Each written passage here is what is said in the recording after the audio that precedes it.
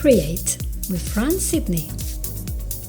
Hello everyone and welcome to the show. This is Fran Sydney. I'm your host. This is episode 95 and I want to make sure you remember this is all for you. This podcast is for you to create the life you want. So feel free as always to leave comments or reviews or share episodes with somebody who might enjoy them so we can spread the word and really learn how to do those basic steps that help us to get what we really want. And in this new series of episodes, I'll be focusing on the anxiety that comes to many small business owners when they're thinking about creating videos. As we have been saying, as you all know, having a business means being visible. People have to be able to find you. And video is one of the great ways that we can use to be visible. So in the previous episode, we talked about the mindset and the reasons why you are doing this. What are you trying to convey to the people who are listening to you? Who is your audience? We also mentioned how to become comfortable with the content that you are going to share with other people and about solving problems. So in this episode, we are going to talk about your video content plan. This is so exciting. I love talking about this. And one of the first questions that we need to get asking is this: what is the purpose and the outcome of a video that you are making? In other words, what is that you want to happen because there was a video there? And of course, if you start recording and talking without this purpose in mind, you're not likely to achieve the purpose. So for example, if you really want to sell many cars, right, and you have Ford, lots of old models, and you start talking about all sorts of stuff, and then after 5 minutes you're talking, you mention that you sell cars. Do you think that many people will be actually listening to the video, listening to you? They're gonna, after a minute or two, they're gonna say, what is he going on about? And they're just gonna go to the next, because we have such a scarcity of video, haven't we? Not. We have billions of videos. So people will quickly move on to the next one. If your video doesn't start by telling them what you will do for them. Are you going to entertain? Are you going to sell something? Are you going to educate? What is the purpose? So just like we say here in the beginning of my podcast, what we're going to talk about, I suggest you do the same for your videos. So of course, we might start wondering, oh gosh, I can't do this because I don't know what to talk about. Yeah, but if you've done all the previous podcast checklist and you worked out all the answers to those questions, you should be knowing what is your purpose and what is your outcome already. So that leads me to the second point. Who is your audience? So think about when you make a video, you don't make a video for everyone in the world, because in marketing we will say and repeat, if you're talking to everyone, you are talking to no one. Or if you're talking to everybody, you are talking to nobody. Whatever sounds better to you. English is my first language, it's my second or third. So who is your audience? Who are these people? Where do they hang out? Where do they go? What do they buy? What do they wear? What do they drink? What are you selling to them?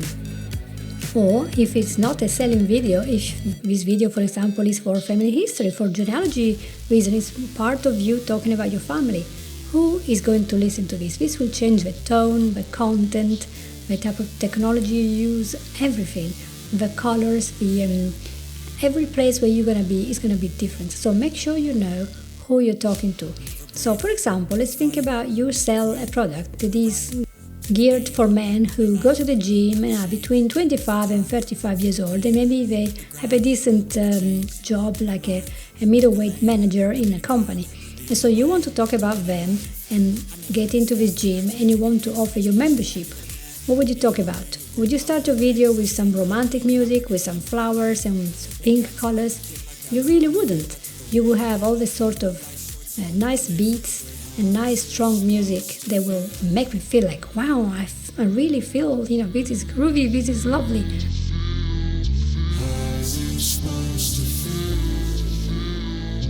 And I really like these beats and these videos, and the way you're talking will be energetic and full of, that kind of power because the video is for people who will enjoy that, who want to be pumped up, who want to feel the power.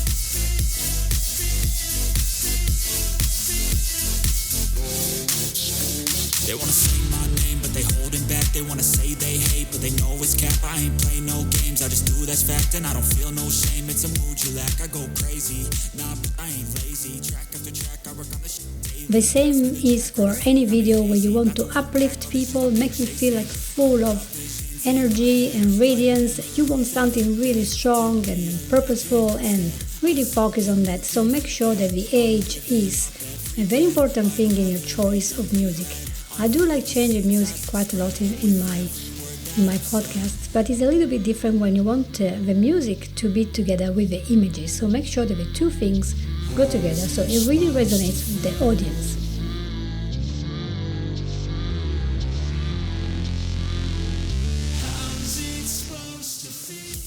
Your next question is, where do you need to post the video so that your chosen audience will actually find it? So if you're talking about 10 to 18 years old, don't just go on Facebook. They might be using TikTok or maybe Snapchat or maybe Instagram, but certainly they're not all over Facebook. Most of the time, Facebook is now for 30 plus and 40 plus, but not always, okay? But I'm saying you need to find out from professionals where the people that you are targeting go to watch videos. Because there is no point you make the most beautiful video, perfect in every way, if it's not posted in a platform where it will be seen by your target audience. So take some time, ask people around you, ask your colleagues, or even ask young people, interview them and say, where do you go? If you're looking for a new outfit for playing football, and I sell those, right? And I want everyone to have a wonderful outfit. Where would you go looking for one? And listen to these people, because they are going to give you golden answers that are so useful for you, so you can be visible in the right place at the right time by the right people. In fact, posting a video while people are at school or at work might end up in the problem that your video will be buried under many other videos. So you want to time that to come out just as the people get out of school, get out of work, and they might be in the bus or with friends and they're scrolling around. So if you find that your video is not getting any listeners, it could be just posted at the wrong time of the day for your time zone. Okay, let's put a little bit of energy in this then. So what is the problem that you are solving? It is so important. If you don't know what you're solving, how do you think you're gonna sell your solution to other people? Is it a new detergent powder that cleans better than anything else? Is it a new cream that makes you look amazing and younger? Is it a drink that is so good for you or tasty or makes you feel gorgeous? I don't know, whatever you are selling. Is it therapy or coaching? Are you selling architectural designs? It doesn't matter what it is, you are solving a problem.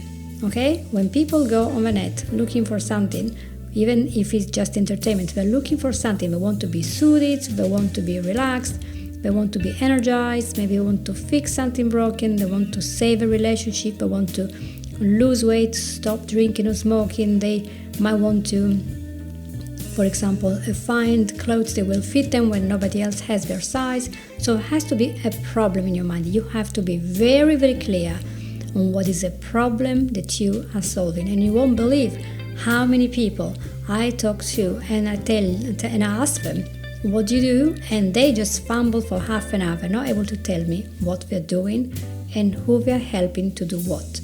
And if they don't know it, how can they be clear about it in a video? They're just going to waffle for half an hour and then they're going to be frozen because they haven't really thought about this. So take some time, if you are not there yet, to realize what is it you're doing. What is your mission? What is it you're interested in? What do you do to help people? But don't get stuck just on the how. Get more interested in the fact that you solve the problem, because most people are not really interested in knowing how you do it, but just want to solve the problem. And this concept leads me to another observation, because there are people, entrepreneurs, who go on and on and on about the fact that they have been trained by so-and-so famous people. And I bet that your possible customers are not going on the net to see, I wonder who's been trained by Tony Robbins or who's been trained at Harvard. They're looking for a solution to the problem. Okay? So if you're looking for a relaxing type of music that will make them feel amazing in the night, they're not going to start looking at, right? How many Swedish musicians might have recorded something that will find useful? No, most people just Google or go to YouTube and put relaxing music. And that's what's going to happen. They are not worried about who trained the musician, the surgeon, the dentist, the carpenter. They just want to see that the product is good. And the product is going to give them that solution, that soothing feeling, that happiness, that holiday, whatever. So get very clear on this issue. And let's move to number 5.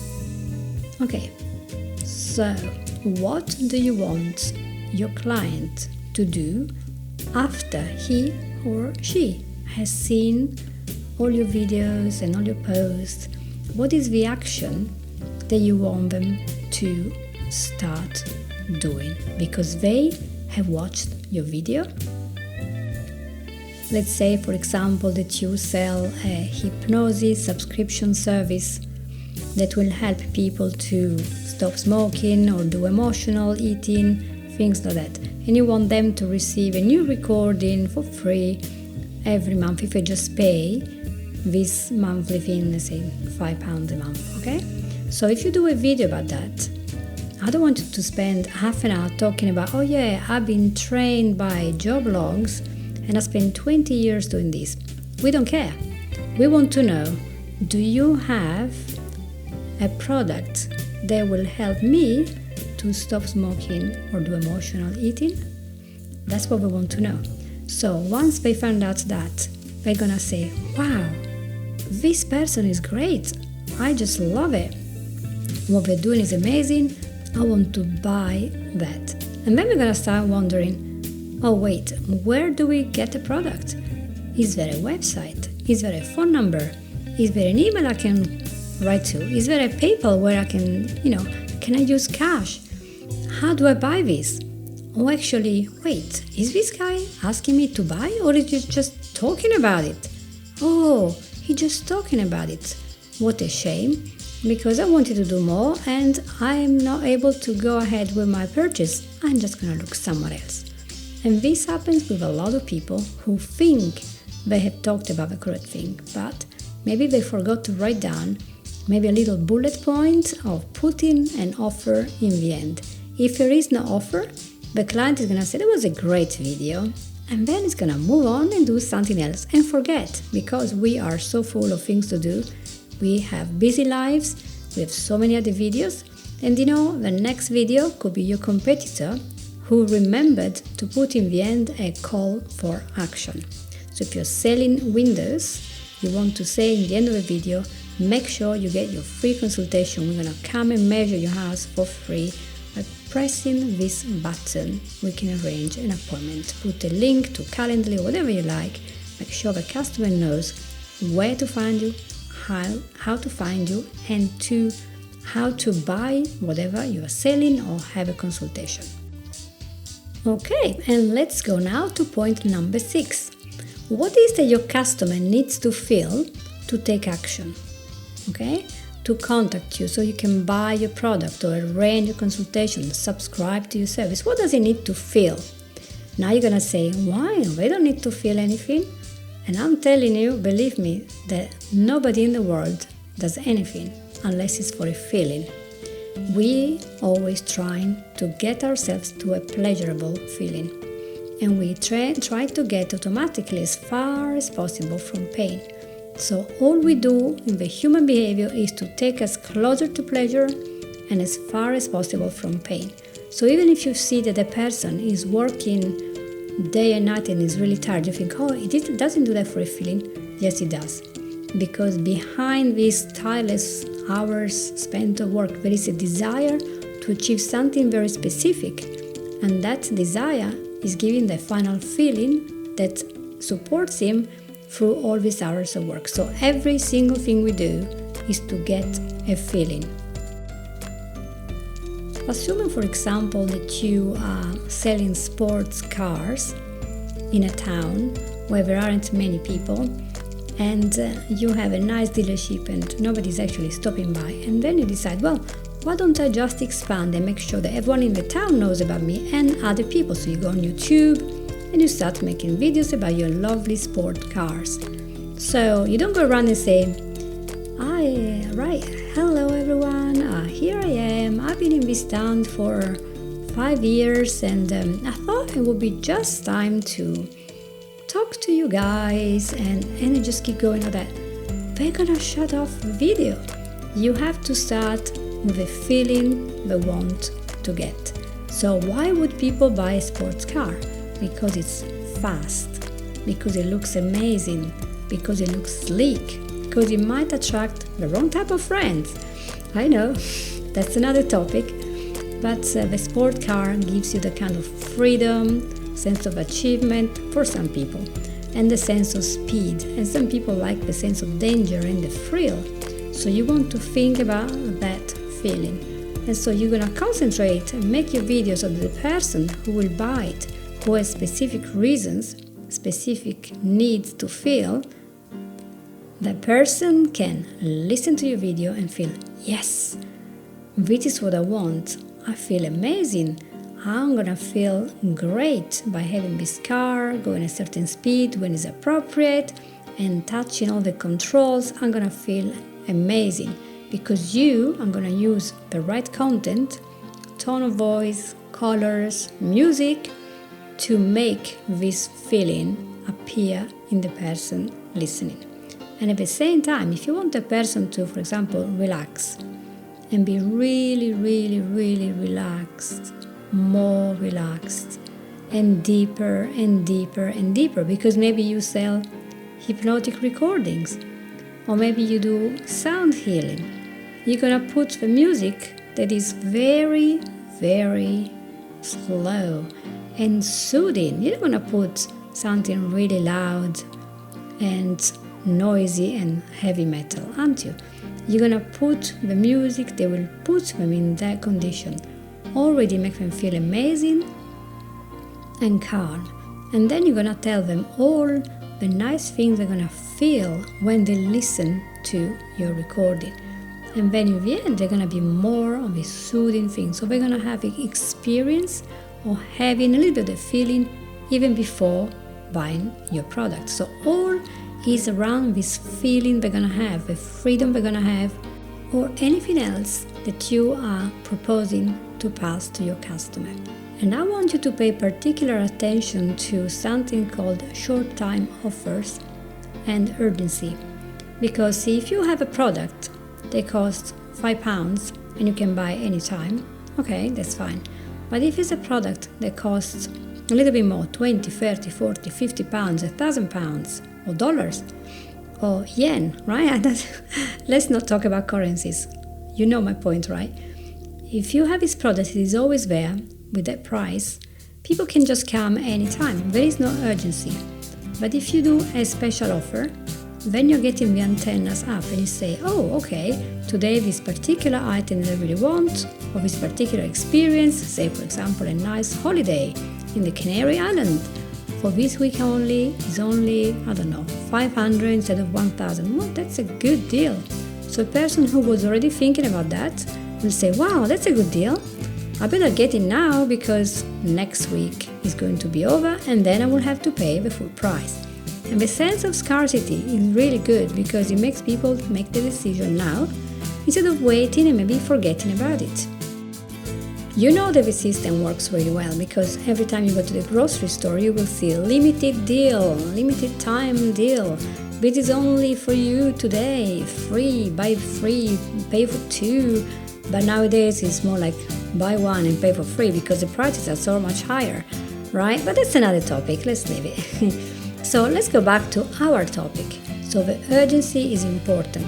However, I have to double warn you about this, because I am in the email list of many people, and some keep sending me emails about their course, their product, whatever product they have or experience, and they say, short time offer, this is the last day, that's the last deal. Okay, they send it this week, then they send another one next week, then they send another one, oh, short time only, another week. Sometimes I get it every day. So in the end, this short time deal is an all time deal. So there is always a deal, it's always discounted. And so you never pay full price. So there's a point where you lose the, not the credibility, but the sense of urgency, because you just know, because you receive so many messages, you know that there is no urgency. So you're not likely to take more action unless you have a further desire to really want that experience, because maybe you like the person, you like the product, you like the whole experience with them, and so at some point you're just gonna join, but there is no emergency. So if you're supposed to pay the bills, like we are all, and you want a regular income, make sure that all your offers are not something that keeps coming on in the inbox of people until they are so tired they're not even listening to you. So find the sweet spot between offering too much and too urgent and too often, and offering nothing, or something that is always boring, not appealing, and not really coming at the right time. Just think it through, maybe with a strategist, and make your decision and test the market and see what will happen. I remember spending a couple of years doing lots of marketing courses with some big gurus, including Amy Porterfield, etc. It was all on Facebook courses, amazing people. And one of the big things that I remember, I think it was in the course with Big Phil, I can't remember that. And they said that there are lots of YouTubers that have literally millions and millions of followers, but they haven't sold $1 of anything because they don't know how to sell. While other people, they don't have millions, but when they talk, they sell. So there is something to that, it's a big topic.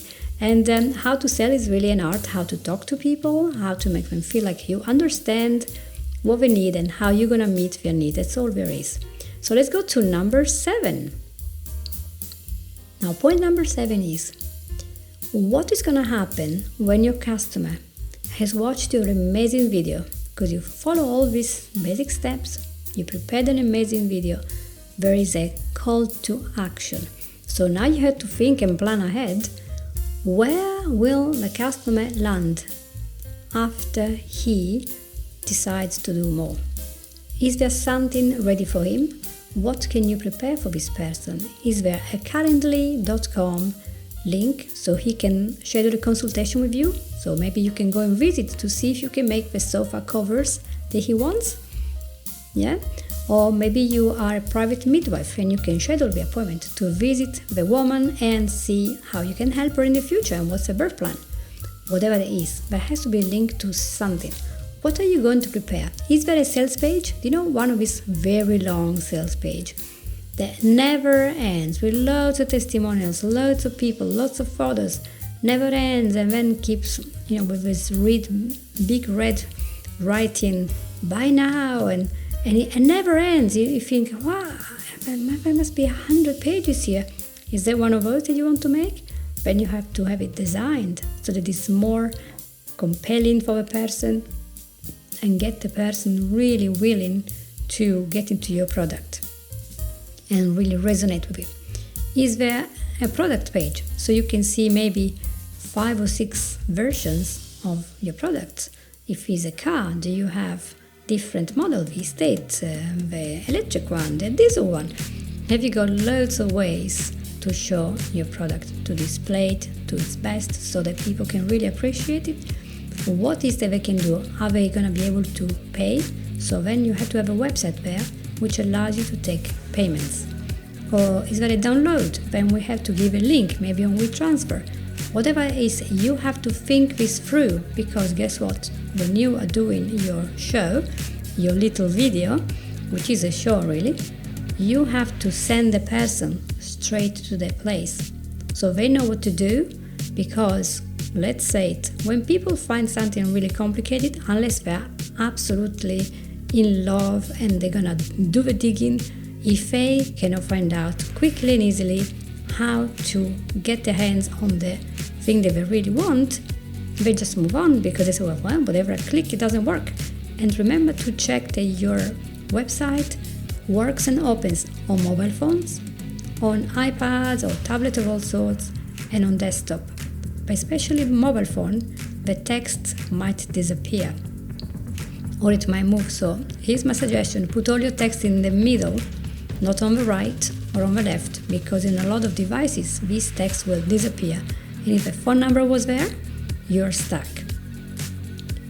And just to make sure we understand that, to make sure that your sale can happen and that the payment can be done, there are lots and lots of systems that I'm not going to talk about now because it's a little bit more complex and it goes beyond the scope of a podcast, which is to simplify the steps, not to complicate them, because we could have hundreds of pages about Stripe and Wise or PayPal and whatever. So you need a way to connect your audience to a payment method that is verified by your bank. And everything is correct, it doesn't look dodgy, doesn't go to the scam folder, must be a very good provider, you have to look at all the fees. So before you start talking about selling, you have to have found a way that is good for you to sell stuff, to take payments with one of these little portable devices if they come to your place or if you're doing that online. So you have to make sure this is all sorted out, you're happy with your fees and everything. So then it's all streamed and normal, and it's not a problem that payments get cancelled or people get lost or think, oh my gosh, this is a scam, I'm not sure what's gonna happen here. So this is a very important part, because if you don't sell, well, your business cannot pay your bills. And finally, you want to make sure that sometimes if you have person-to-person business where you actually see the person, you want to make sure that they know that you accept cash payments. You know that nowadays nobody talks about cash much, but cash does exist, and cash should be always available to the population. It shouldn't be something difficult to obtain. And if a person comes, maybe an older person, they don't really like credit cards and banks, they just want cash. So you want to make sure if you have a presence on the internet and they found you because maybe a grandchild told them, yes, grandma, you can go there, they can do your feet here, no problem. But when they can come, they will be a cash register, a way for them to deal with you. So you can get payments and give them change and make sure they are comfortable with that, and you are comfortable with all sorts of transactions, whether it's PayPal or bank transfer or cash. So, and also currencies. If you are in Europe and your price is in euros, you might want to put a calculator there underneath so people can quickly find out what it is in dollars or in pounds or whatever other currency they're using. This just helps the whole situation to be a little bit clearer, and so the experience is easier. And remember, people do not like very complicated websites. They like it clean and clear and easy. If it's too complex and things are looking a little bit, people might start thinking, well, is this a proper website? So make sure that after you've done this professional video, it is followed by a professional looking website. Clean, clear, easy. And that was it for today. I hope that this was helpful to get everything moving here. And on the next episode, we're going to talk about what to do in your plan so that you can get this response from the client. Thinking about your backgrounds, thinking about how to write your content, how to make a strategy about your content. We're going to talk about the recording part so that we're going to have all the steps to get you to actually make the video and all the way to close and everything, but not all the details, because back again, if I tell you too much of a detail, you're going to end up having so many things to do that you won't do any. So I'm just giving you the basic 10 points next week for a video production plan. That's it, folks. It's all done for now. So any questions, just let me know. And thank you so much for being with me. Take care. Bye-bye. You've listened to Create with Fran Sidney.